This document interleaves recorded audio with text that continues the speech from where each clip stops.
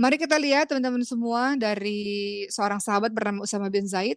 Dia berkata, "Ya Rasulullah, saya tidak pernah melihat engkau berpuasa pada satu bulan dibanding bulan-bulan lainnya, seperti engkau berpuasa di bulan Sya'ban." Maksudnya sahabat ini, engkau puasa banyak sekali di bulan Sya'ban. Apa kata Rasulullah? Ini adalah bulan yang banyak sekali manusia lalai. Bulan Sya'ban itu banyak sekali manusia lalai karena dia terletak di antara bulan Rajab dan Ramadan. Bulan Sya'ban ini adalah bulan di mana amalan-amalan diangkat menuju ke alam semesta. Dan kata Rasulullah, saya suka jika amalan diangkat pada saat keadaan saya sedang berpuasa. Jadi kalau setiap pekannya Senin, Kamis, ya amalan diangkat setiap tahunnya. Kata Rasulullah, ini adalah bulan yang paling banyak manusia lalai. Dia adalah bulan amalan-amalan diangkat menuju Rabb alam semesta. Ya, bukan menuju alam semesta, ya menuju Rabb alam semesta, menuju Allah Subhanahu wa taala. Dan saya suka jika amalan-amalan saya diangkat dalam keadaan sedang berpuasa.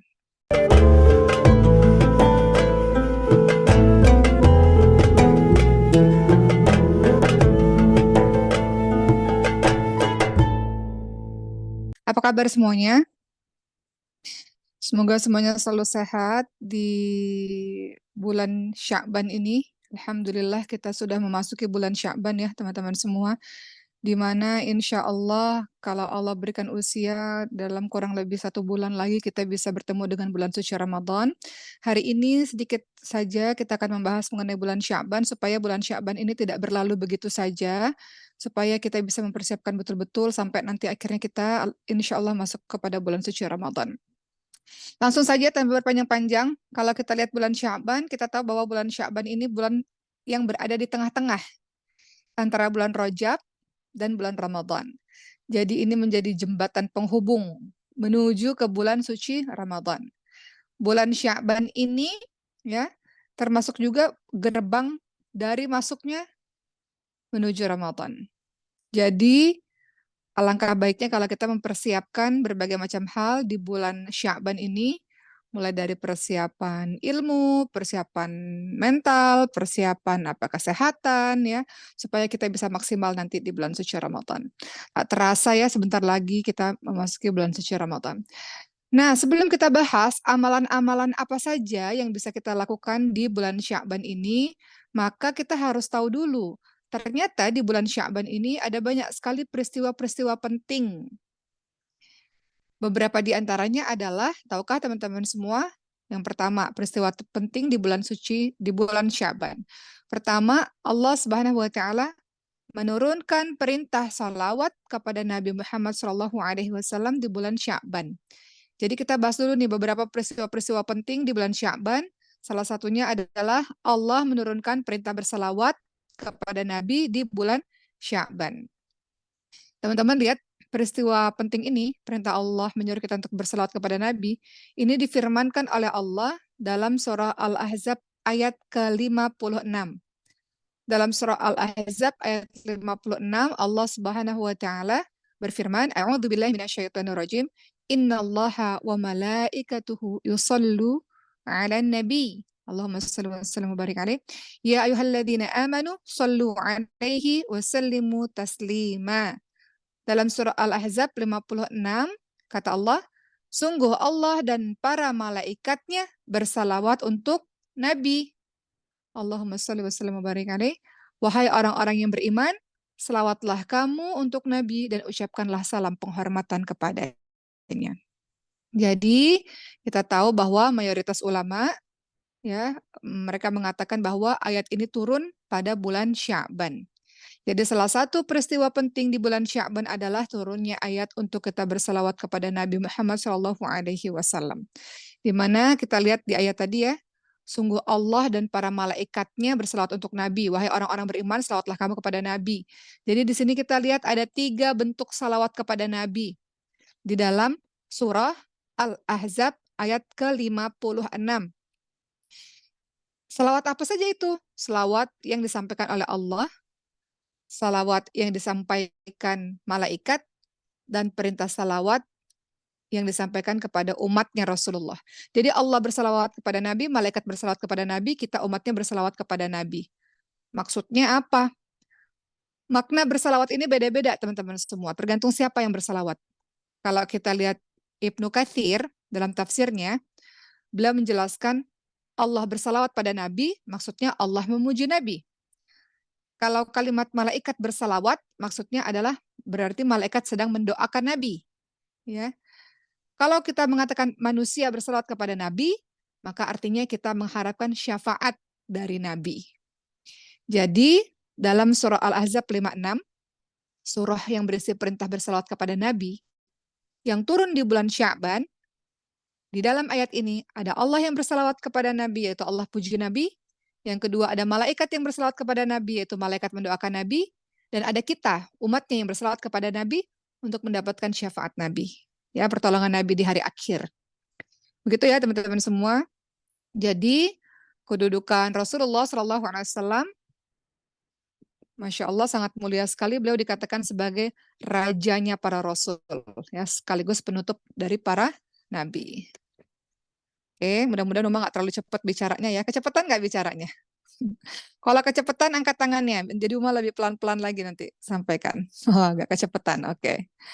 Berikutnya ya, lanjut teman-teman semua. Setelah kita membahas mengenai, oh ternyata bulan Sya'ban itu Allah nyuruh kita untuk berselawat kepada Nabi Muhammad SAW. Terutama juga di hari Jumat ini ya teman-teman semua. Hari Jumat ini salah satu ibadah sunnah yang dianjurkan adalah banyak berselawat kepada Nabi Muhammad SAW.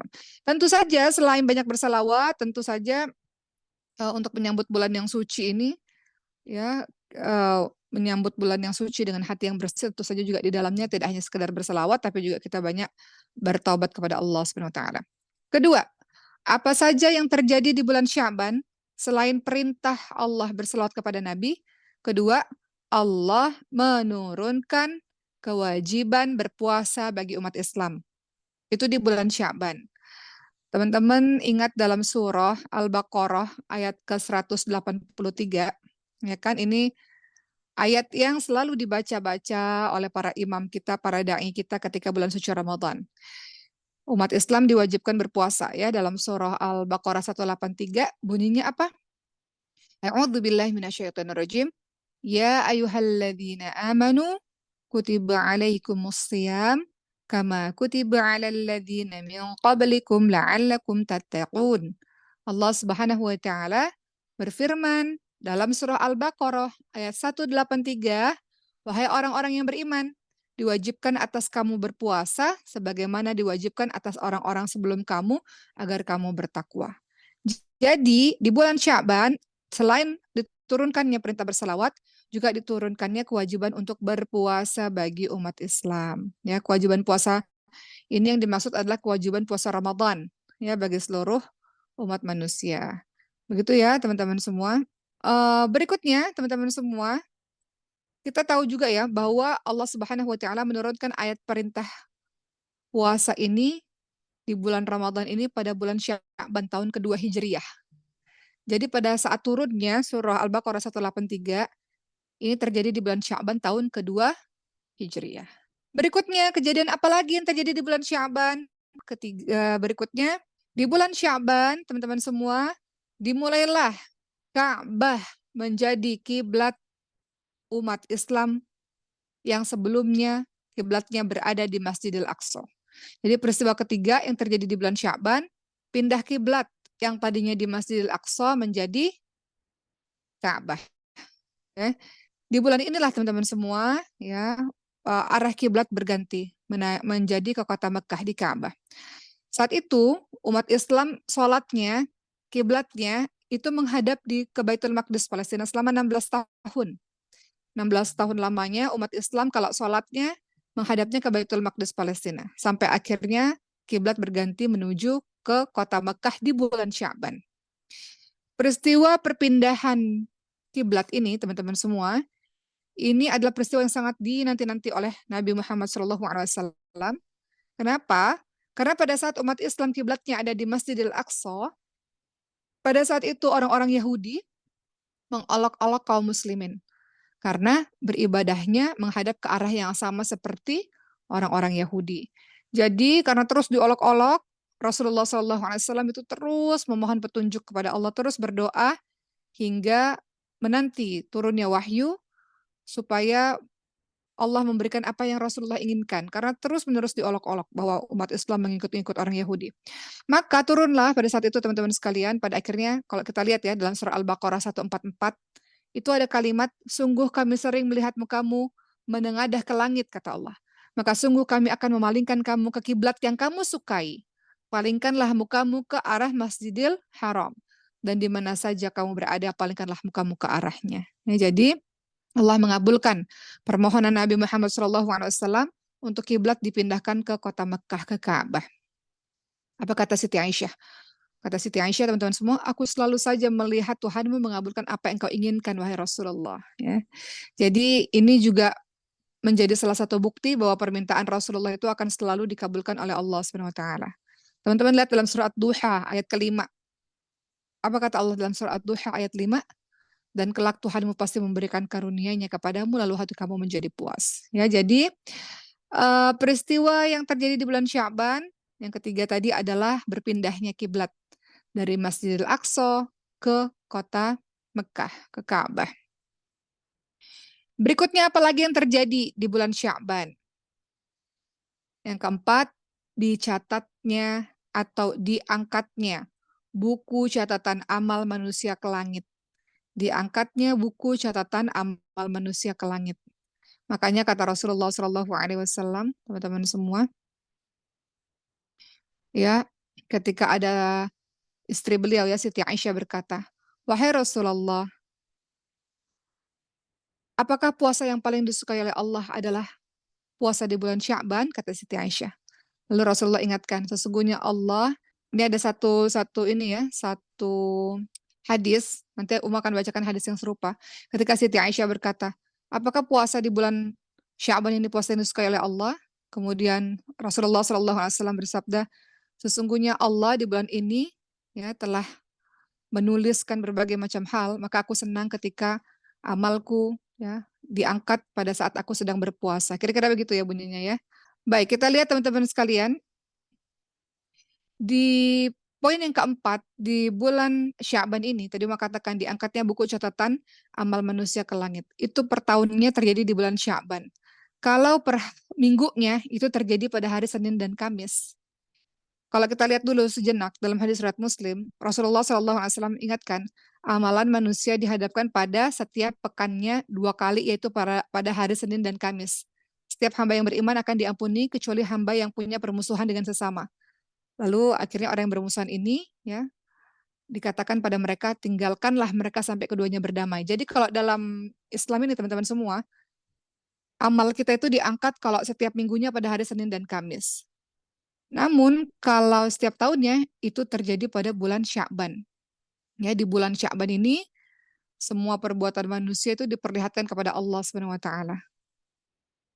Jadi itu yang menyebabkan Rasulullah SAW banyak sekali berpuasa dan banyak sekali beribadah pada bulan Sya'ban. Begitu ya teman-teman semua. Mari kita lihat teman-teman semua dari seorang sahabat bernama Usama bin Zaid. Dia berkata, ya Rasulullah, saya tidak pernah melihat engkau berpuasa pada satu bulan dibanding bulan-bulan lainnya seperti engkau berpuasa di bulan Sya'ban. Maksudnya sahabat ini engkau puasa banyak sekali di bulan Sya'ban. Apa kata Rasulullah? Ini adalah bulan yang banyak sekali manusia lalai. Bulan Sya'ban itu banyak sekali manusia lalai karena dia terletak di antara bulan Rajab dan Ramadan. Bulan Sya'ban ini adalah bulan di mana amalan-amalan diangkat menuju ke alam semesta. Dan kata Rasulullah, saya suka jika amalan diangkat pada saat keadaan saya sedang berpuasa. Jadi kalau setiap pekannya Senin Kamis, ya amalan diangkat setiap tahunnya, kata Rasulullah, ini adalah bulan yang paling banyak manusia lalai. Dia adalah bulan amalan-amalan diangkat menuju Rabb alam semesta. Ya, bukan menuju alam semesta ya, menuju Rabb alam semesta, menuju Allah Subhanahu wa taala. Dan saya suka jika amalan-amalan saya diangkat dalam keadaan sedang berpuasa. Jadi amalan-amalan kita di bulan Sya'ban diangkat di hadapan Allah, Rabb alam semesta, Rabb semesta alam.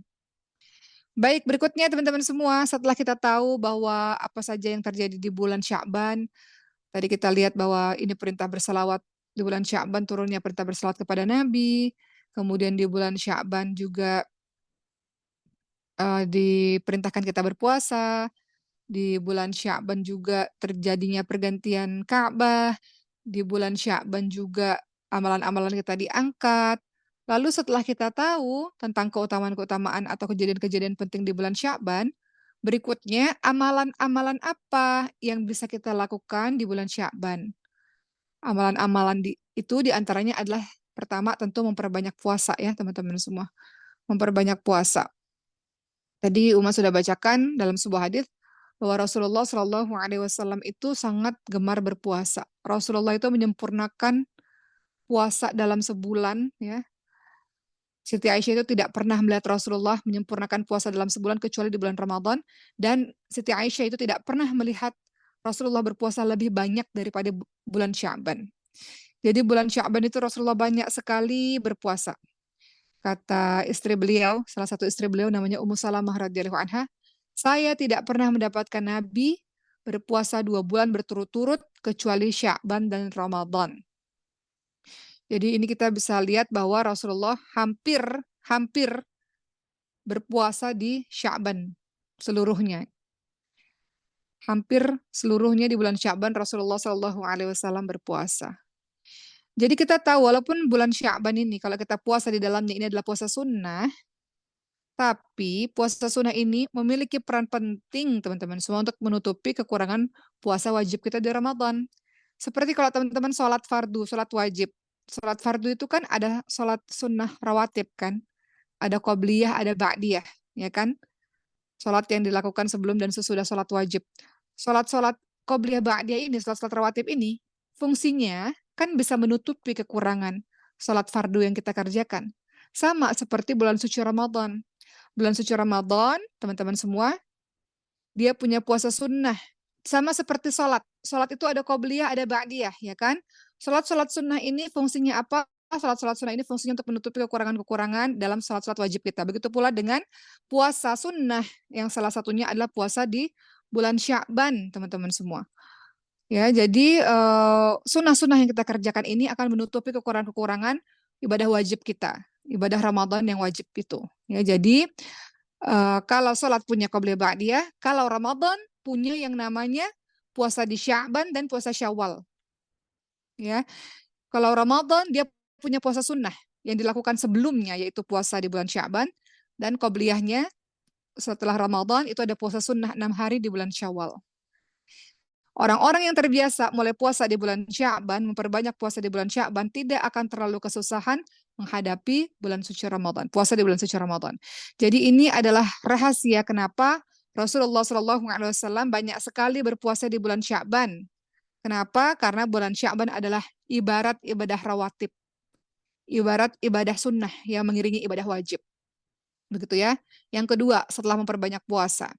Jadi silakan teman-teman yang selama ini puasa Senin Kamis mungkin bisa lebih banyak lagi puasanya di bulan Sya'ban menjelang Ramadan. Kedua, apalagi ibadah yang dianjurkan untuk diperbanyak di bulan Sya'ban? Berinteraksi dengan Al-Quran. Membaca Al-Quran diperbanyak di awal Sya'ban. Jadi ketika kita masuk kepada bulan suci Ramadan, kita akan bisa lebih banyak lagi berinteraksi dengan Quran. Ingat bulan Ramadan itu dinamakan Syahrul Quran atau Syahrul Tilawah. Bulannya membaca Quran, bulannya tilawah, di mana malaikat Jibril dan Nabi Muhammad bertadarus. Ya, Rasulullah bertadarus dengan malaikat Jibril. Salah seorang salih berkata, dikatakan bahwa bulan Sya'ban itu adalah bulannya para qurra. Bulan Sya'ban itu adalah bulannya bagi para pembaca Al-Quran. Jadi ada juga seseorang bernama Amr bin Qais rahimahullah teman-teman semua. Ketika beliau masuk bulan Sya'ban, apa yang dilakukan oleh beliau? Beliau menutup tokonya, mengosongkan dirinya dari berbagai macam kegiatan, fokus untuk membaca dan interaksi dengan Al-Quran. Jadi mulai Sya'ban ini sudah mulai dikurang-kurangi nih kegiatan-kegiatan duniawinya, dan mulai fokus bersama dengan Quran. Apalagi Ramadan. Apalagi Ramadan, teman-teman semua. Kalau bulan Sya'ban saja dikatakan bulannya para qurra, ya, bulannya untuk membaca Al-Quran, apalagi bulan Ramadan. Jadi jangan kebalik. Justru Ramadan semakin sibuk dengan urusan duniawi sehingga tak tersentuh Qurannya. Kebalik teman-teman semua. Teman-teman semua yang ada di Maskan Hufaz, kan 10 hari terakhir teman-teman mungkin sudah pulang ya menuju ke rumahnya masing-masing, atau seminggu sebelum Lebaran, itu pastikan Qurannya walaupun tidak berada di pondok, tidak ada di pesantren, tapi Qurannya tetap terus terjaga. Kalau teman-teman yang sudah menargetkan Ramadan 1 bulan itu hatam 3 kali, 4 kali, 5 kali, berarti 1 harinya harus sekian juz. Teman-teman bisa menghitung sendiri. Jadi Kalau kemarin-kemarin Ramadan tahun-tahun kemarin kita rasa lalai, kita rasa lengah, masih ada kesempatan teman-teman semua pada tahun ini. Mulai dari sekarang Sya'ban ini mulai teman-teman mulai buat target. Saya mau khatamnya berapa kali? Karena bulan Ramadan kan bulan membaca Al-Qur'an ya. Membaca Al-Qur'an. Jadi banyak membaca Al-Qur'an teman-teman semua. Ya di waktu yang lain teman-teman murojaah, menghafal silakan, tapi banyak membaca Al-Qur'an. Sama seperti bulan Sya'ban. Bulan Sya'ban ini adalah bulan para pembaca Al-Qur'an. Kurangi kegiatan-kegiatan yang nggak perlu, nongkrong-nongkrong yang nggak perlu, kumpul-kumpul yang nggak perlu, bisa saja kita nggak ketemu lagi Ramadan, teman-teman semua. Jadi kita balas semua kelalaian kita di tahun-tahun sebelumnya dengan tahun ini kita bertekad nggak mau lebih sungguh-sungguh lagi bersama Quran. Dan dimulainya dari Sya'ban, dari sekarang. Sekarang nih, mulai hari ini. Yang belum dengan Quran setiap hari, mulai hari ini. Teman-teman baca, teman-teman targetkan, yang mungkin belum satu hari satu juz, teman-teman targetkan hari ini kita baca satu hari satu juz dan hari-hari berikutnya untuk menyambut Ramadan insya Allah. Atau kalau nggak bisa satu hari satu juz, satu hari setengah juz. Intinya Ramadan menjadi lebih banyak lagi baca Qurannya. Dilatih lisannya teman-teman semua supaya lebih lancar, lebih fasih, lebih luas lisannya. Kalau terbata-bata berarti nggak apa-apa dapat pahala dari Allah 2 pahala. Namun akan menjadi lebih fasih kalau teman-teman terus membacanya. Uma pernah mendapatkan nasihat dari seorang syekh. Uma tanya, nasihati saya bagaimana saya berinteraksi dengan Quran. Beliau nggak jawab banyak-banyak. Beliau cuma mengatakan banyak membacanya. Termasuk juga banyak murojaahnya gitu ya. Banyak berinteraksi dengannya. Semakin banyak engkau berinteraksi dengannya, maka semakin fasih lidahmu dalam mengucapkan ayat-ayatnya. Ketiga, amalan apa saja yang teman-teman bisa lakukan di bulan Sya'ban ini? Tentu saja selain puasa yang dikhususkan tadi ya, puasa-puasa sunnah maksudnya, baca Quran. Kemudian yang ketiga adalah tentu saja secara garis besar adalah amalan-amalan soleh. Seluruh amalan soleh disunahkan dikerjakan setiap waktu. Kalau kita lihat para ulama teman-teman semua terdahulu, mereka membiasakan amalan-amalan soleh semenjak datangnya bulan Sya'ban.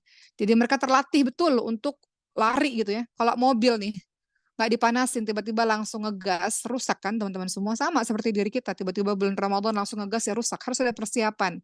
Maka Sya'ban ini Rojab sebenarnya mulai Rojab kemudian Sya'ban adalah bulan-bulan persiapan. Ada satu perkataan yang sangat terkenal yang suka teman-teman dengar, bulan Rojab itu bulan menanam. Menanam. Nah, sekarang ini sebenarnya udah nanam kemarin nih, tinggal menyirami sebenarnya. Menyirami biar tambah subur gitu ya. Dan Ramadan justru adalah bulan memanen. Bukan Ramadan yang baru menanam. Ramadan itu memanen tanaman, memanen dari hasil-hasil yang kita kerjakan dari bulan Rajab. Ya, seorang ulama berkata, perumpamaan bulan Rajab adalah seperti angin, bulan Sya'ban itu seperti awan yang membawa hujan, dan bulan Ramadan adalah hujannya. Barang siapa yang tidak menanam di bulan Rajab, tidak menyiraminya di bulan Sya'ban, bagaimana mungkin dia bisa memanen hasilnya di bulan Ramadan? Itu. Makanya Rasul ingatkan bulan itu di mana bulan Sya'ban maksudnya manusia ini banyak sekali lalai, yaitu bulan di antara Rajab dan Ramadan. Lalai dia. Baik teman-teman semua, amal-amal soleh apa saja sih yang bisa kita lakukan semuanya? Tidak hanya ibadah wajib pasti, tapi memperbanyak ibadah sunnah, qobliyah, ba'diyah, duha, kemudian qiyamul lail gitu ya. Qiyamul lail cukup dengan 2 rakaat misalnya kalau teman-teman ngerasa begitu berat nggak apa-apa, yang penting teman-teman bangun untuk 2 rakaat. Kemudian kalau teman-teman yang haid sekalipun teman-teman bisa menghidupkan malam dengan banyak berzikir kepada Allah, beristighfar dan sebagainya. Kata Rasulullah apa? Kerjakan salat-salat sunnah di rumah kalian, karena sebaik-baik salat seseorang adalah salat yang dikerjakan di rumahnya kecuali salat wajib. Jadi teman-teman salat sunnah perbanyak, salat apalagi witir misalnya, salat tahajud dan sebagainya ya. Teman-teman baca zikir, memperbanyak sedekah-sedekah. Teman-teman rencanakan amal-amal soleh dari sekarang. Kalau mau sedekah, sedekahnya gimana ya? Kalau mau ngasih makanan orang-orang terbuka puasa gimana ya? Dari sekarang teman-teman merencanakan amal soleh teman-teman semua. Saya nggak punya uang nih, tapi saya punya tenaga. Oke, atau saya punya ilmu. Saya mau ngajarin gratis deh untuk orang-orang kampung sekitar misalnya. Apapun itulah. Harus ada kontribusi kebaikan yang teman-teman lakukan dalam kehidupan ini. Kehidupan ini nggak melulu soal diri sendiri. Kehidupan ini juga adalah masalah kontribusi ya, khairun nas anfa'uhum linnas.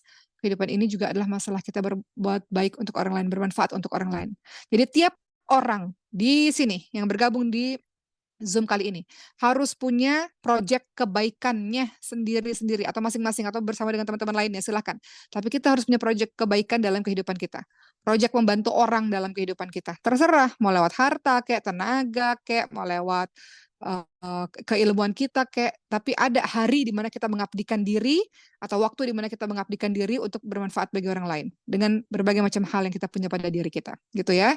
Kemudian yang keempat, apa saja amalan-amalan yang kita bisa lakukan di bulan Sya'ban? Yang keempat adalah menjauhi perbuatan syirik dan permusuhan. Perbuatan syirik insya Allah ya, mudah-mudahan kita berdoa sama Allah jauh dari perbuatan syirik, mudah-mudahan ya teman-teman semua. Dan juga menghindari permusuhan. Dalam hadis riwayat Ibnu Majah itu dikatakan teman-teman semua, sesungguhnya Allah ya muncul di malam pertengahan bulan Sya'ban dan mengampuni seluruh makhluk kecuali orang-orang yang musyrik dan orang-orang yang musyahin. Apa itu musyahin? Orang yang masih memiliki permusuhan dengan saudaranya. Allah nggak suka orang-orang yang masih bermusuhan, masih bertengkar, masih saling membenci. Untuk apa teman-teman semua? Ya, jadi kata Rasulullah, Allah muncul di malam pertengahan bulan Sya'ban walaupun dikatakan ini eh, hadis dhaif ya kalau mau tidak salah, tapi nggak kenapa-napa, ini menjadi penyemangat bagi kita semua. Kata Rasulullah, sesungguhnya Allah muncul di malam pertengahan bulan Sya'ban dan mengampuni seluruh makhluk kecuali mereka yang musyrik dan mereka yang bermusuhan. Sudah mau dekat Ramadan, kenapa masih bermusuhan? Sudah dekat Ramadan, mengapa masih mengolok-olok, mengejek-ejek, mengapa sih menghina satu sama lain gitu ya? Nggak perlu teman-teman semua. Kita bukan orang yang seperti itu. Jadi kita nggak mau memiliki permusuhan yang kuat ya kepada saudara-saudara kita lainnya. Kita mau hati kita bersih suci sehingga bisa masuk Ramadan dengan hati yang bersih dan suci juga. Kelima, teman-teman semua, ini juga penting. Ternyata Rasulullah SAW ingatkan ada larangan berpuasa di pertengahan bulan Sya'ban, juga larangan berpuasa 2 hari menjelang Ramadan. Apa maksudnya? Kepada siapa yang ditujukan? Kata Rasulullah, jika memasuki pertengahan bulan Sya'ban, maka jangan berpuasa. Maksudnya apa? Larangan hadis ini itu berkaitan dengan orang yang baru mulai puasa di pertengahan Sya'ban. Atau bagi orang yang kalau dia puasa sebenarnya dia lemah, jadi jangan dipaksakan. Tapi kalau ada seseorang yang sudah terbiasa melakukan puasa, puasa sunnah, puasa Senin Kamis, puasa Daud misalnya, dia sudah terbiasa melakukan itu, maka nggak apa-apa dia melaksanakan puasa di sepanjang waktu Sya'ban. Afdol, lebih baik dianjurkan puasa itu di awal Sya'ban. Di awal Sya'ban. Tapi hati-hati juga, ada sebuah hadits yang mengatakan, jangan sekali-kali, kata Rasulullah, salah seorang di antara kalian mendahului puasa Ramadan dengan melakukan puasa sehari atau 2 hari sebelumnya. Kecuali seseorang yang terbiasa berpuasa. Ya, maka silakan berpuasa pada hari itu. Jadi jangan, kita nggak pernah puasa sama sekali, tiba-tiba puasa sehari atau 2 hari sebelum Ramadan. Tapi kalau kita udah terbiasa, udah puasa dari awal Sya'ban atau dari sebelum-sebelumnya udah berpuasa, ya nggak apa-apa. Dilanjutkan puasa-puasa sunnah tersebut. Begitu ya teman-teman semua. Jadi yang kelima yang kita lakukan di bulan Sya'ban, larangan berpuasa di pertengahan bulan Sya'ban. Kalau tiba-tiba ujuk-ujuk baru tengah bulan Sya'ban baru mulai, baru 2 hari sebelum Ramadan baru mulai. Alangkah baiknya kalau dari hari-hari sebelumnya. Ya, dan kalau engkau lemah, tak berdaya, ya tak perlu untuk berpuasa sunnah ini. Puasa wajib aja kalau engkau lemah, boleh kok rukhsah, ada keringanan untuk kita bisa mengganti di kesempatan yang lainnya. Keenam, teman-teman semua, atau berfidyah ya. Keenam, teman-teman semua, apa yang kita bisa lakukan di bulan Sya'ban? Qadha puasa Ramadan. Ingat-ingat kemarin puasa tahun lalu, yang perempuan-perempuan ini, bolongnya berapa?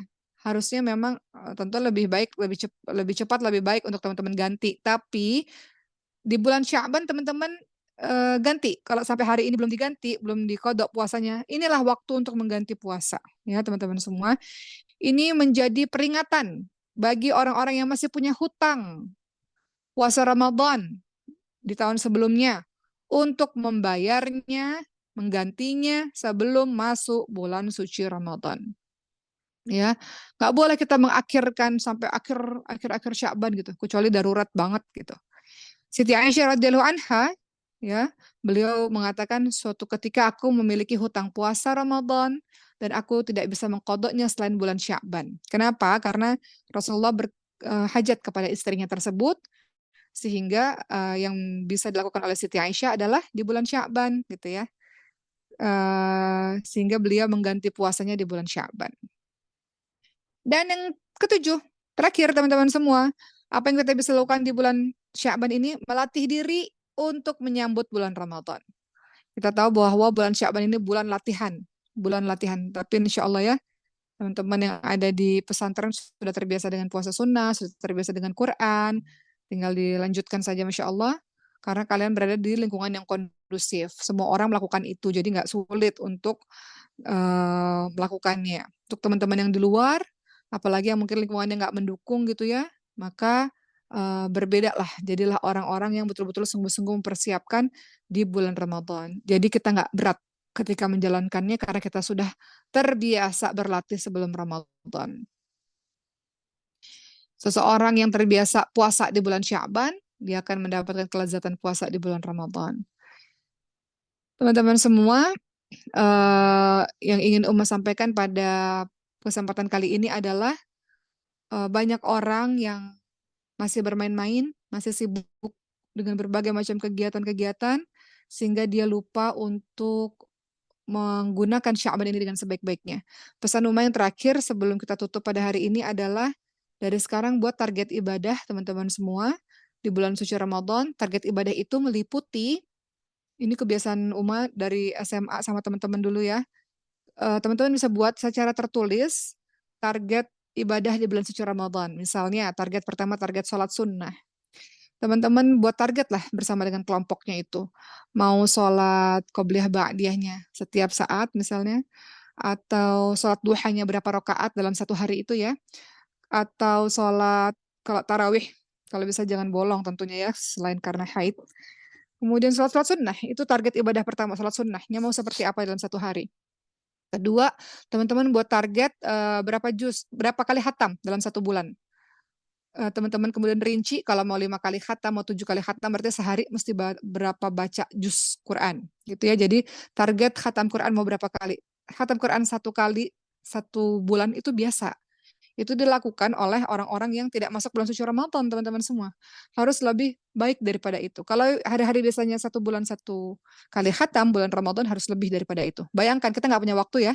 Berarti untuk banyak ngomong, banyak ngumpul-ngumpul, banyak pergi ke sana kemari, nggak ada waktu. Teman-teman juga harus berhitung nih, ntar menjelang-jelang Lebaran mulai sibuk lah, buat kue, kayak apa. Kayak. Nah itu kan agak mengganggu kita dalam baca Quran ya. Jadi teman-teman rancang betul-betul di awal-awal tuh biasanya kita masih terus bersemangat, mungkin di awal-awal lebih banyak lagi baca Qurannya dibandingkan ntar di hari-hari akhir mungkin udah mulai sibuk yang perempuan-perempuan bikin kue dan sebagainya, agak berkurang waktu kita. Jadi pastikan target ibadah dalam Quran, mau berapa kali hatam dalam sebulan. 3, teman-teman buat target ibadah sodakohnya mau seperti apa. Misalnya setiap hari saya akan membagikan 20 misalnya ya, 20 kantong kecil kurma gitu ya, atau 50, terserahlah teman-teman semua. Yang setiap hari saya mau bersedekah. Ingat bulan Ramadan itu syahrul jud ya, syahrul kedermawanan, bulan kedermawanan. Teman-teman rancang dari sekarang, buat nih gimana caranya supaya saya bisa sedekah. Apalah, misalnya saya mau ngasih 1 dus air mineral ya, atau air gelas mineral ke masjid 1 dus gitu, setiap hari 1 dus misalnya. Atau apapun itu teman-teman semua. Jadi harus ada target dalam hal sedekah yang teman-teman bisa lakukan setiap hari misalnya. Ya, itu juga yang teman-teman bisa buat targetnya. Begitu ya teman-teman semua, dan jangan lupa target tarawih nggak boleh bolong ya, baik tarawih dilakukan berjamaah maupun sendirian, tarawih nggak boleh bolong sama sekali. Termasuk selain tarawih juga tahajud di dalamnya, jangan sampai kita bolong. Jadi target itu berbeda-beda di setiap orang, tapi kita mau buat dari sekarang, kita susun betul-betul dari sekarang supaya kita bisa mempersiapkan diri dalam menyambut Ramadan dengan sebaik-baiknya. Gitu ya teman-teman semua, semangat dalam menjalankan hari-hari di bulan Sya'ban ini. Kita review sedikit beberapa amalan yang tadi sudah Uma sampaikan adalah memperbanyak puasa, sebagaimana Rasul paling banyak puasa sunnahnya di bulan Sya'ban, kemudian memperbanyak berinteraksi dengan Al-Quran, karena bulan Sya'ban ini dikatakan bulannya para qurra, bulannya para pembaca Quran, kemudian memperbanyak dalam mengerjakan amal-amal salih, karena dikatakan bulan Rajab bulan menanam, bulan Sya'ban bulan menyirami tanaman, bulan Ramadan bulan memanen tanaman, kemudian juga yang keempat menjauhi perbuatan syirik dan permusuhan. Di Al-Quran itu nggak ada kita meminta maaf, tapi kita memberi maaf. Memberi maaf teman-teman semua. Ya, jadi pastikan di bulan Sya'ban ini nggak ada lagi yang namanya permusuhan, itu nggak ada lagi. Banyak sekali ayat-ayat Quran yang menyuruh kita untuk memberi maaf. Beberapa di antaranya di surah An-Nur 22 misalnya. Ada kalimat wal ya'fu wal yasfahu, ya, kata Allah, hendaklah kamu memaafkan, hendaklah kamu berlapang dada, ya kan? Kemudian dalam surah Ali Imran 133 juga Allah Subhanahu wa taala sampai 134 ya. Allah Subhanahu wa taala ingatkan salah satu ciri orang bertakwa adalah apa kata Allah? Alladzina yunfiquna fis sarra'i wad dharra'i wal kadhiminal ghaidha wal 'afina 'anil nas wallahu yuhibbul muhsinin. Salah satunya adalah orang-orang yang selain berinfak di waktu lapang dan di waktu sempit, mereka juga menahan amarah dan memaafkan kesalahan orang lain. Itu Ali Imran 134 ya, teman-teman semua. Masya Allah ya, juga kita lihat misalnya dalam surah Al-Furqan ayat ke-63, itu juga berisi perintah hamba-hamba Allah yang berbuat baik kepada orang lain ketika ada orang lain yang menyakitinya ya dengan kalimat qaulus salama. Kalau ada orang-orang yang jahat ganggu kita, nggak usah kita membalasnya dan akibatnya akan jadi permusuhan, melainkan dibalas dengan perkataan-perkataan yang baik, qaulus salama, mengucapkan kalimat-kalimat yang baik. Atau dalam surah Al-A'raf 199, apa kata Allah? Khudhil afwa wa'mur bil 'urfi wa a'rid 'anil jahilin. Jadilah engkau pemaaf, kata Allah. Suruhlah orang-orang mengerjakan pekerjaan-pekerjaan yang baik dan berpalinglah dari orang-orang yang bodoh. Jadi ayat-ayat Quran itu menyuruh kita, ya Allah, teman-teman semua, untuk kita memberi maaf. Untuk kita memberi maaf. Dalam surah Asy-Syura ayat 40, apa kata Allah? Barang siapa yang memberi maaf dan berbuat baik, maka pahalanya atas tanggungan Allah Subhanahu wa taala.